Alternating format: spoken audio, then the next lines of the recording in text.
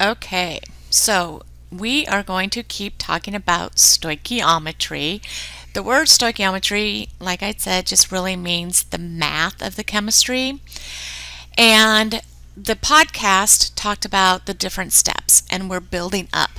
So, one thing that all of these have in common in every stoichiometry problem, you have to have the mole to mole. That's why we started with mole to mole. Then, if I do not have mole, that is when you have to do another step. So we then, what if I have moles to grams? Use always molar mass. We won't be using 6.02 times 10 to the 23rd. We will maybe start using some other numbers. Stoichiometry is with us pretty much the rest of the year, so it's not something you can just kind of say, I'm going to blow it off. It's here and it's here to stay. So let's keep doing some stoichiometry problems. So let's look at number 7. It's all about what are you given and what do I want to know. Again, we can't take shortcuts. If you take a shortcut, you get lost, you won't understand. The way I solve these, showing it, I'm not going to say, oh, by the way, you can do this. It's not. You have to go pretty much the step. If I'm given grams, you have to change grams to moles. Okay, so you really have to look at what I'm given. If I'm given grams, you have to change it to moles. That's one step. Once you have a mole of your given, this A is your given, then you can change it from moles of given to a moles of your unknown. And then if it asks an if, then you're going to have to go to grams. So pretty much the longest we're going to see are these 3 steps. You can have just a 1-step, mole to mole. You can have a 2-step, gram to mole, or mole to gram. Those are both 2 steps. Or a gram to gram is a 3-step. What do they all have in common? Mole to mole. What else is in common? You have to have a balanced equation. So let's look at this one.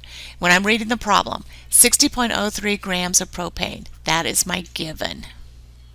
60.03 grams. No shortcuts. Grams of what? Because look I have 4 different things. It could be grams of propane, it could be grams of oxygen, CO2, or water. You can't just say grams. Where am I asking? How many grams of carbon dioxide? That's where I want to end up. So given always, always, always goes first. I'm not just going to put grams. What is this? This is grams of propane. Now here's the problem. I cannot do stoichiometry in grams. You have to have moles. So molar mass of propane is 44.097. That's grams per mole. Okay, one thing, a little side note about my molar masses. I was doing this without a periodic table. If my numbers are a few tenths off, give me some slack because I was trying to do this from memory, but I think they're pretty close. So I'm going to use this. Oh, by the way, you need your calculator. So if you don't have a calculator in your hand, you can just pause and then go get your calculator because I want those calculators in your hand so you can be working these problems so you can be getting the same answer. So we set it up. I have grams of propane. So that means grams of propane have to go on the bottom. So every mole of propane has a molar mass of 44 point, that's a 4, 097 grams. That's from the molar mass. Molar mass. Remember, in your conversion factor, it always has to be a true factor, so that is the molar mass. That right here got me from grams of A to moles of A. Now we need to go from moles of your given to moles of your unknown. This comes from the balanced equation right here. This is 1. So I know for every 1 mole of propane, I didn't balance my equation. We better do that. So there's 3, 4, 5. Because now I looked at it as like, whoa, I can't do anything without a balanced equation. So for every 1 mole, I need 3 moles. Okay, look at how you put it. Moles of propane, what goes, remember opposite? From the balanced equation, this is my recipe. I get out 3 moles of carbon dioxide. Now, if the question just asked for moles, we'd be done. But I look at my given. I want grams. So how do I go from grams to moles? It's going to be using molar mass, but this time you're going to have to use a molar mass of your unknown, or what the new substance is. So periodic table, molar mass, 1 carbon, 2 oxygens. Now its molar mass is very, very similar. I apologize. It's 44. It's just a coincidence that it's about the same. So molar mass of CO2 is 44.009. Now, you could just use 2 decimal places. That's fine. I just went ahead and did all the numbers because I'm using a calculator. So look on the calculator. 60.03. Remember, if it's on the bottom, you hit divide. Remember, this was 44. So 60.03, now you could go across and multiply them all. You could say times 3 times 44.09 divided by 44.097. Or 60.03, look at what am I doing, dividing by this times this. I don't have to do my ones. And significant figures, 4 significant figures. I should have 4 significant figures in my answer. 179.7 grams of CO2. So you did a 3-step problem. Okay, more we do them, the more you're going to realize that there's very much a pattern. So how many grams of hydrogen to produce 15 grams of ammonia? With stoichiometry, I can compare any 2 things in a reaction. I can do product to product, reactant to reactant. As long as I have a given, I can find out anything. And I want to know grams of hydrogen. So let's make sure we balance our equation before we start this time. Okay, remember given always goes first. And what is this? Grams. This is grams of NH3. I never put just grams because I don't know what I have. So now grams of NH3, what do I have to do? I have to have moles. You have to have moles. You have to have moles. You have to have moles. You have to have moles. How do I go from grams to moles? You use the molar mass. Use your periodic table. Look it up. 14.007, I believe, plus 3 times 1.008. You add that up. Molar mass of ammonia, 17.03 grams. Remember, we're not going to stress if we're a few hundredths off. You just change grams to moles. Okay, next step.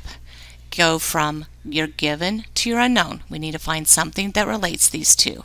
What relates it? Your balanced equation. So in this equation, 2 moles of NH3 and 3 moles of hydrogen. That's where our mole ratios. What goes on the bottom? What you have goes on the bottom. What you want goes on top. So 2 moles of NH3 for every 3 moles of hydrogen. Then I looked, am I done? Nope, it asked for grams. So how do I go to grams? This time I need the molar mass, but I need the molar mass of hydrogen. Now one thing, when I put this H2, these diatomics will come back and get us.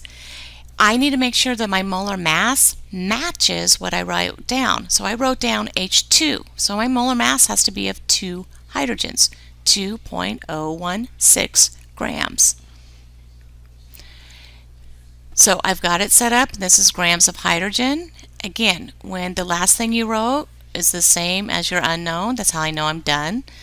Plus the question asks grams of hydrogen. This is ending with grams of hydrogen. Remember, these grams cancel.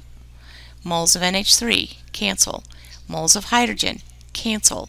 What am I leaving you with? Grams of hydrogen. So with the calculator, 15 times 1 divided by 17 times 3 divided by 2 times 2.016.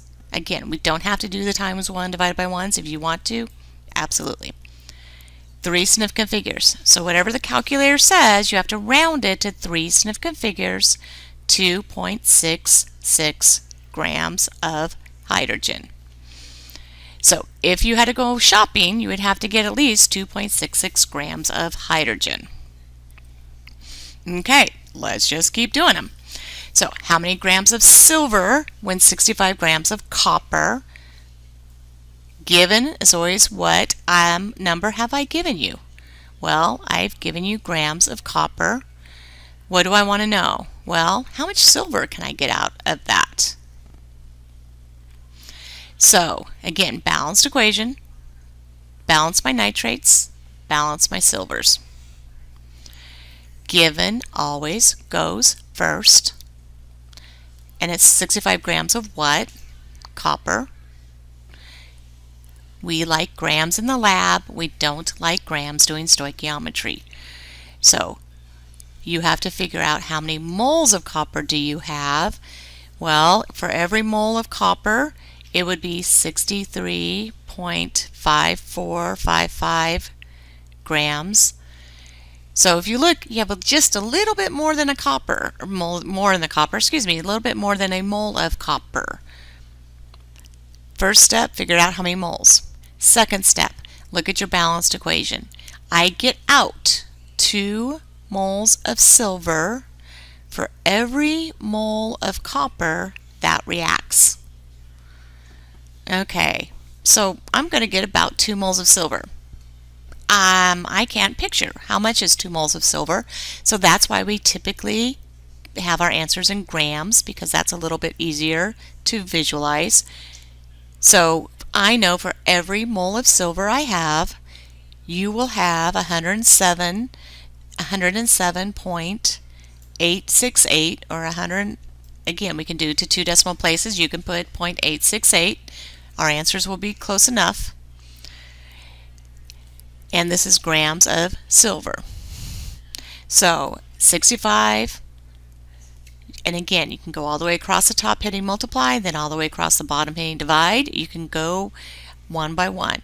But I know grams of copper is canceling, moles of copper, moles of silver, leaving you with grams. So if you punched it in the calculator, 3 significant figures, round it to 3 significant figures, 221 grams of silver. Okay, last one, but you're going to, I'm not going to say quite as much, just a few hints. Write your given, then check to see, did you have the same thing I did? Write your unknown.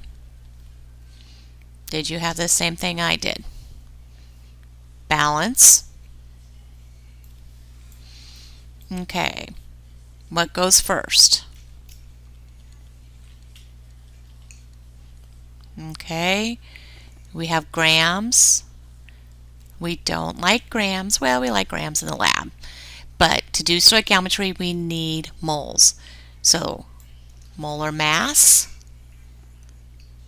Look at this. What are you having the molar mass of? It's what you have written down first. 18.02. Okay, once you have moles, that's when the balance equation. Look at how you put it. If you have water here, think opposite, making sure things are canceling.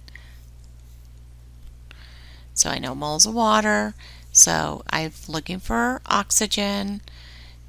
So from the balance equation, then I double check and it wants grams, so I know every mole of oxygen, molar mass, it's like 32.998 or 31.998. I'm going to round it to 32. Don't forget to divide by your 2 when you have your calculator. So 77.7 divided by 18.2 divided by 2 times 32, 3 significant figures. So I need about I'm producing 69 grams of oxygen when you decompose 77.7 grams of water. Okay, so on the front of your packet, let's kind of look back at this picture. This is typically where we struggle. I don't know, and I hear this again, I don't know where to start or where to end. Okay, right now your focus is just right here. This is all that we're going. We will particles, probably not so much second semester, I'll be honest. Volume, yes, and we will be adding molarity. But for right now, don't stress on that. Let's just look here. This is what you're doing every time. But what you do have to decide, where am I at?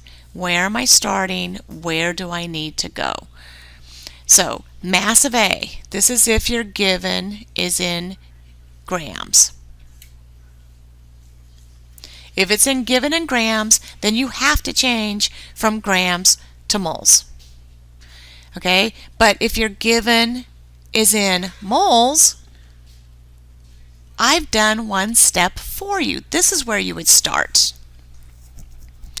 Okay, so look at what's in common. Mole ratio, this is from your balanced equation. Okay, now moles of B, this would be if you're unknown, you were in moles.